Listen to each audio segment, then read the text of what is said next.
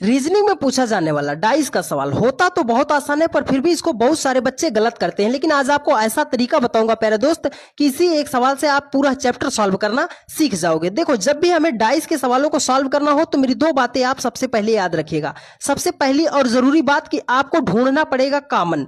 Common का मतलब कोई ऐसी संख्या जो दो तीन जगहों पर दिखाई दे उसे हम बोलते हैं कॉमन। तो सबसे पहले हमें कॉमन ढूंढना है। दूसरी बात क्या करनी है? दूसरी बात हमें करनी है एक ही दिशा से, मतलब या तो अगर पहले पासे में क्लॉकवाइज चले हैं तो दूसरे पासे में भी क्लॉकवाइज चलना पड़ेगा, मतलब एक ही दिशा आपको याद रखना है। तो चलो, हम यहाँ पर तीन पासे की स्थिति दी गई है, कोई सा भी दो पासा हम ले लेते हैं। तो चलो, मान लो हमने पहला और दूसरा पासा ले लिया, तो अब इसमें हमें कॉमन ढूंढना है कि कोई ऐसी संख्या है जो दो जगहों पर है। यहाँ पर देखो, एक है, 6 है, 3 है, 1 है, 2 है, 4 है। तो कॉमन क्या मिला? आप बोलोगे सर एक है जो दोनों जगहों पर है। तो हमने इस पहले पासे को लिया, एक को पकड़ लिया, ठीक है, एक को। तो देखो, एक से हम ऐसे क्लॉकवाइज चल रहे हैं, तो एक के बाद हम कहाँ पहुंचेंगे? आप बोलोगे सर 6 पे पहुंचेंगे। 6 के बाद कहाँ पहुंचेंगे? 3 पर पहुंचेंगे। तो इसमें भी हमने एक को कॉमन लिया, तो एक को एक के नीचे लिख दिया।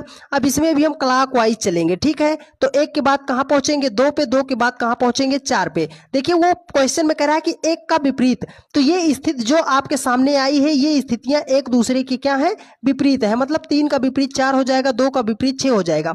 लेकिन वो हमसे पूछ रहा है एक का विपरीत क्या होगा। तो एक पासे में कितनी गिनती होती है? 6 होती है। यहाँ पे कौन कौन सी गिनती है? 1 2 3 4 6। कौन सी गिनती मिस हुई है?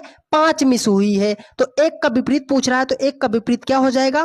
5 हो जाएगा। 5 ऑप्शन ए में है और यही आपका राइट आंसर